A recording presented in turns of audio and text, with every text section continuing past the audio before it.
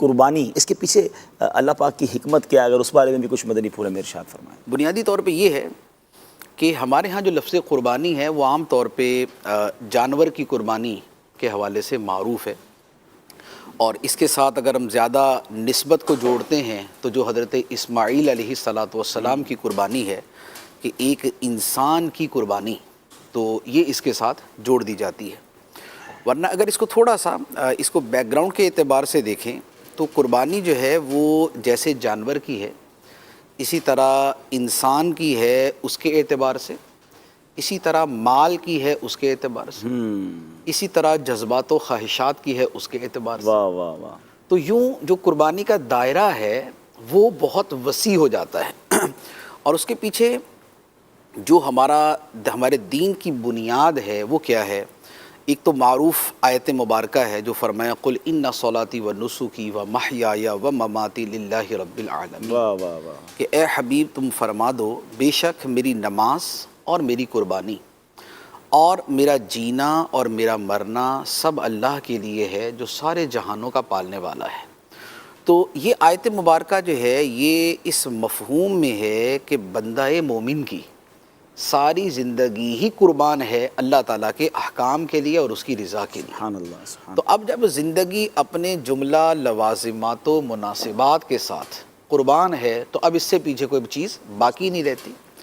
دوسری بات ایک اور آیت مبارکہ ہے اور وہ بڑی خوبصورت ہے، اس میں اسی مفہوم کو کچھ زیادہ واضح کیا گیا ہے۔ وہ یہ ہے کہ قرآن پاک میں ہے اللہ تعالیٰ ارشاد فرماتا ہے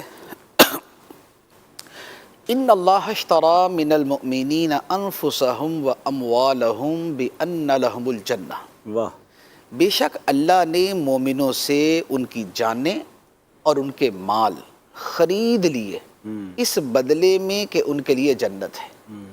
تو جنت صلہ ہے اور بدلہ ہے، اور اس کے لیے قربانی دینی پڑتی ہے جان کی اور مال کی۔ سبحان اللہ۔ تو یہ جان اور مال کی جو قربانی ہے تو یہ بنیادی طور پہ یہ دونوں ہی صورتوں پر مشتمل ہے۔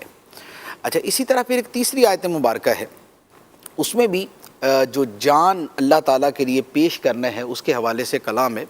فرمایا وَمِنَ النَّاسِ مَن يَشْرِي نَفْسَهُ ابْتِغَاءَ مَرْضَاتِ اللَّهِ، کہ لوگوں میں سے کوئی وہ ہے جو اللہ کی خوشنودی کی طلب میں، اللہ کی خوشنودی کی تلاش میں اپنی جان کو بیچ دیتا ہے۔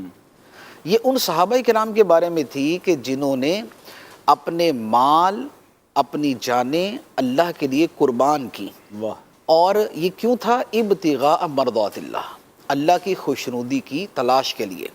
تو سب سے بنیادی چیز ہے خدا کو راضی کرنا، ٹھیک ہے، جو اصل الاصول ہے، جو تمام عبادتوں کی بنیاد ہے، جو تمام ریاضتوں کی بنیاد ہے، جو تمام مجاہدوں کا مقصد ہے، جو تمام قربانیوں کی حکمت ہے، وہ اللہ تعالیٰ کی رضا ہے۔ سبحان اللہ۔ اب وہ رضا جان کی قربانی کی صورت میں ہو، وہ مال کی قربانی کی صورت میں ہو، یا وہ کسی اور عبادت کی صورت میں ہو۔